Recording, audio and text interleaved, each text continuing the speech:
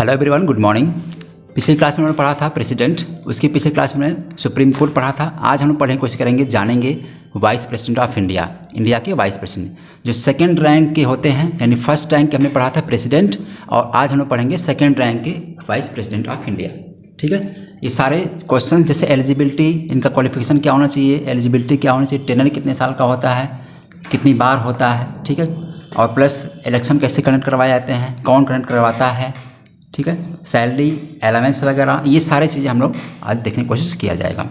ठीक है, तो हमारा आज पहला क्वेश्चन, वाइस प्रेसिडेंट से आर्टिकल कहाँ से कहाँ तक इसके होते हैं। ठीक है, वाइस प्रेसिडेंट का आर्टिकल 63 से लेकर 73 तक होता है। Very good. 63 आर्टिकल सबसे इंपॉर्टेंट चीज़ है, 63 आपको याद रखना है, क्योंकि आर्टिकल 62 तक हमने देख लिया था। 61 आर्टिकल होता है इम्पीचमेंट का, होता है किसके ऊपर, प्रेसिडेंट के ऊपर। तो 63वां जो आर्टिकल होता है वो वाइस प्रेसिडेंट होता है। वाइस प्रेसिडेंट का जो टॉपिक है या जो पोस्ट है वो अमेरिकन कॉन्स्टिट्यूशन पे बेस्ड है। इसका मतलब मॉडल अमेरिकन कॉन्स्टिट्यूशन पे है। प्रेसिडेंट का भी टॉपिक जो था वो भी अमेरिकन कॉन्स्टिट्यूशन पे था, ये भी आपका अमेरिकन कॉन्स्टिट्यूशन पे है। ठीक है, तो आर्टिकल 63 ये आपका आर्टिकल हो गया। अब दूसरी बात कर लेते हैं। सबसे पहले एलिजिबिलिटी क्या होनी चाहिए, यानी कौन व्यक्ति है इंडिया का प्रेसिडेंट बन सकता है, वाइस प्रेसिडेंट बन सकता है। ठीक है, वो एलिजिबिलिटी क्या होनी चाहिए। पहले वो तो भारत का नागरिक हो और उसकी 35 साल उम्र हो और न ऑफिस और प्रॉफिट किसी लाभ के पद पर ना हो, सेंटर या स्टेट में। और उसके बाद वो राज्यसभा का क्वालिफाई मेंबर हो, ना कि क्वालिफाई मेंबर हो, ना कि मेंबर हो। हाँ, और वो गवर्नर या वाइस प्रेसिडेंट भी दोबारा बन सकते हैं। Very good. ठीक, इसका मतलब एक चीज़ हमने कॉमन पाया है कि जैसे 35 साल की उम्र प्रेसिडेंट की थी, वही 35 साल की उम्र वाइस प्रेसिडेंट की होनी चाहिए। वाइस प्रेसिडेंट और प्रेसिडेंट में एक डिफरेंस है, सबसे इंपॉर्टेंट चीज़ कि लोकसभा का मेंबर होने की एलिजिबिलिटी रख रहे थे कौन, प्रेसिडेंट, लेकिन वाइस प्रेसिडेंट क्या करेंगे, ये राज्यसभा के मेंबर होने की एलिजिबिलिटी रखनी चाहिए। क्यों ऐसा है, इसका रीज़न बताइए। क्योंकि ये राज्यसभा में सभापति के पद पे रहते हैं। हाँ, वेरी गुड। इसी वजह से इनको राज्यसभा की जो मेंबरशिप होती है वो कंपलसरी होती है, वो एलिजिबिलिटी होनी चाहिए, क्योंकि बाद में चलकर इन्हीं को फिर हम राज्यसभा का चेयरमैन बनाते हैं। ठीक है, क्वालिफिकेशन आपने देख लिया क्या क्या है, सबको क्लियर हो गया। एक चीज़ इन्होंने बताया कि कोई भी व्यक्ति जो गवर्नर है, ठीक है, या जो वाइस प्रेसिडेंट है या काउंसिल ऑफ मिनिस्टर कोई व्यक्ति है, ये तीनों लोग यानी तीनों जगह से अगर कोई व्यक्ति है तो वो भी वाइस प्रेसिडेंट की पोस्ट के लिए एलिजिबल है। ठीक है, याद रखना है। यानी अगर कोई व्यक्ति वाइस प्रेसिडेंट पहले से बन चुका है तो वो भी वाइस प्रेसिडेंट बन सकता है। सिंपल सी बात है। इनकी टेनर कितने साल का होता है, अगला क्वेश्चन। इनका टेनर 5 साल का होता है, और ये 5 साल के मतलब बार 5 साल होके बन सकते हैं जब तक मृत्यु तक। हाँ, टिल डेथ। इसका मतलब इनका कोई लास्ट एज लिमिट नहीं है।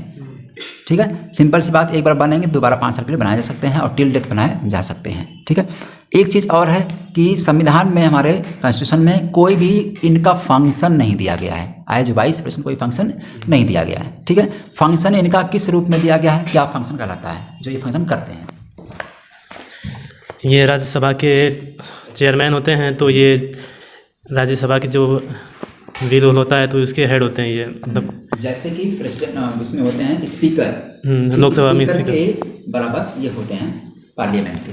ठीक, ओके। अब हम बात कर लेते हैं इनका इलेक्शन कैसे कंडक्ट करवाया था, कौन करवाता है और क्या इलेक्शन का प्रोसेस। इनका इलेक्शन इनडायरेक्ट होता है। इसका सेंटर का इलेक्शन कमीशन करवाता है। इसमें लोकसभा राज्यसभा के इलेक्टेड और नॉमिनेटेड मेंबर दोनों होते हैं, इसके द्वारा ये बनाए जाते हैं। Very good. इनका इलेक्शन इनडायरेक्ट तरीके से होता है, और इसमें जो पार्टिसिपेट करते हैं इनके इलेक्शन में कौन कौन करता है, वो लोकसभा और राज्यसभा केवल।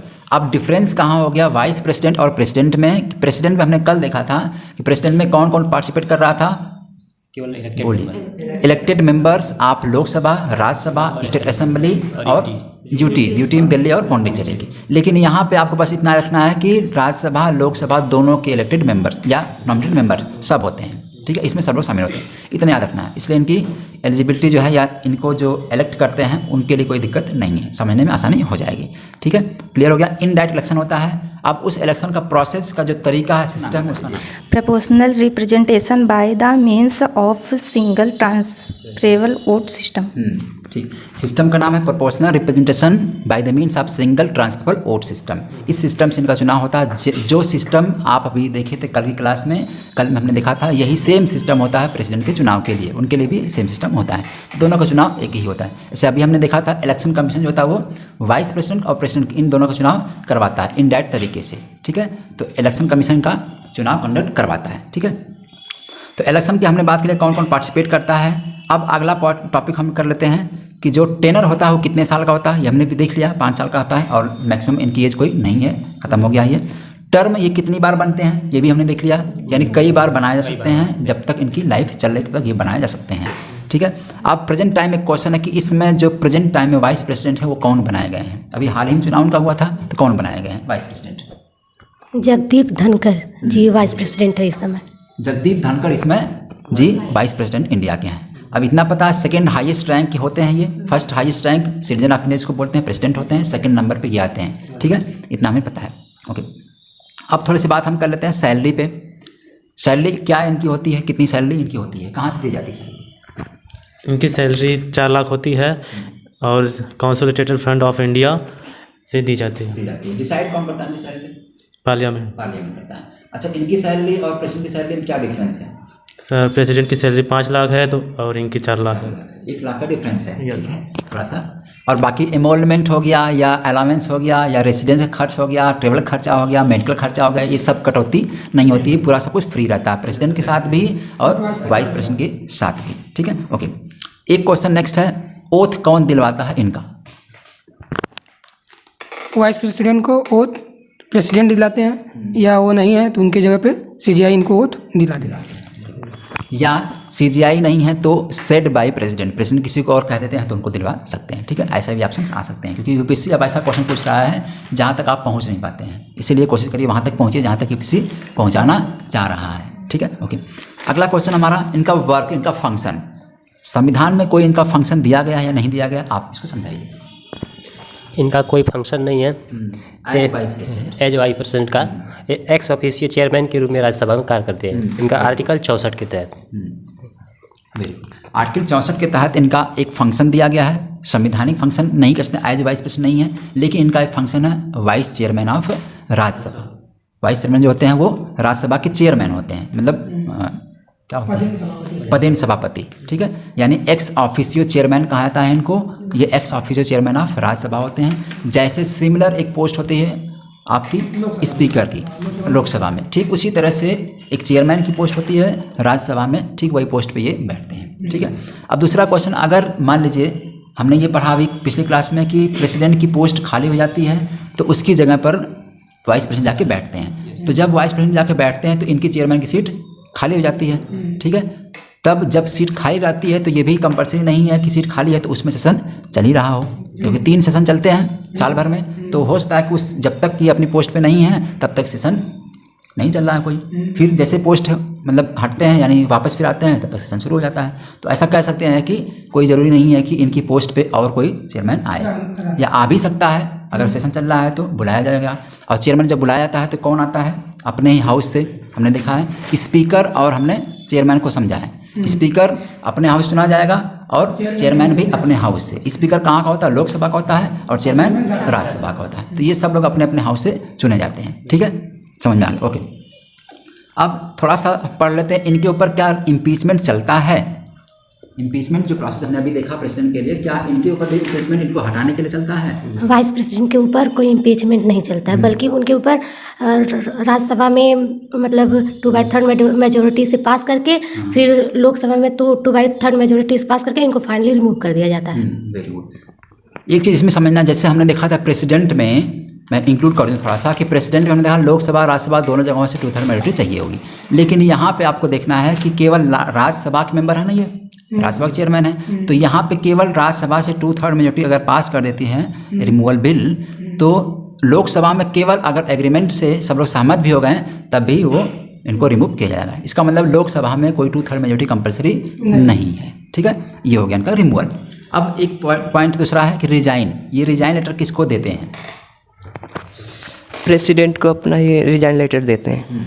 प्रेसिडेंट को रिजाइन लेटर देके चले जाएंगे, ठीक है, वेरी गुड। अब एक और पॉइंट है कि सीट की वैकेंसी कैसे कैसे क्रिएट होती है, सीट की वैकेंसी कैसे कैसे क्रिएट होगी। इनकी सीट की वैकेंसी अगर ये रिजाइन दे देते हैं प्रेसिडेंट को, या इनकी डेथ हो जाती है, या इनका रिमूवल कर देते हैं लोग, रिमूवल अगर हो जाता है, या इनका टेनर एंड हो जाता है, तब इनकी सीट की वैकेंसी खाली हो जाती है। वेरी गुड, ठीक है। डेथ सडनली हो गई, जैसे जो हमने समझा था अभी वैकेंसी क्रिएट होती थी इसके प्रेसिडेंट की, सेम वही चीज़ इनके में भी रहेगी, ठीक है, कोई डाउट नहीं है, इतना समझ लेना है। एक पावर इनको वाइस प्रेसिडेंट को, प्रेसिडेंट को, इन सब ऑफिशियल पोस्ट को कुछ पावर्स मिलती है कि विदेश यात्रा भी कर लेते हैं लोग, यानी किसी एग्रीमेंट से एमओयू साइन करने के लिए किसी विदेश यात्रा में भी जा सकते हैं। जैसे आपने हाल ही में देखा होगा वाइस प्रेसिडेंट भी जाते थे उस राज्यों में जाके अपना एग्रीमेंट कर रहे हैं किसी देशों से, ठीक है। पीएम जाते ही जाते हैं, ये तो घूमने के लिए फेमस है ही, ठीक है। तो वाइस प्रेसिडेंट भी जाते हैं, प्रेसिडेंट भी जाते हैं, ठीक है, ओके, इतना हमने समझ लिया। अब रिमूवल जो प्रोसेस होगा उसको थोड़ा और एक्सप्लेन करके समझते हैं, ठीक है। संदीप, कितने दिन पे नोटिस भेजी जाती है इनको? पहले 14 दिन पहले नोटिस दी जाएगी, फिर उसके बाद राज्यसभा में 2/3 मेजोरिटी से पास किया जाएगा, और उसके बाद लोकसभा में सिर्फ सहमति के द्वारा भी इनको हटा दिया जाएगा, समझ इसको हटा दिया जाएगा। यानी 14 डेज पहले आपने देखा था, 14 डेज पहले प्रेसिडेंट को भी नोटिस दी गई थी और 14 डेज पहले इनको भी नोटिस दी जाएगी। अच्छा, ये नोटिस क्यों दी जाती होगी, कुछ गेस करके बताइए। नोटिस मतलब कि उनको सूचना पता चल जाए कि हमको किस हटाया जा रहा है, जाने और किस बेस पर हटाया जा रहा है, उसको बचने के लिए, अपना बचने के लिए कुछ 14 दिन में वो कुछ कर सकें। किस बेस पे इनको हटाया जाएगा?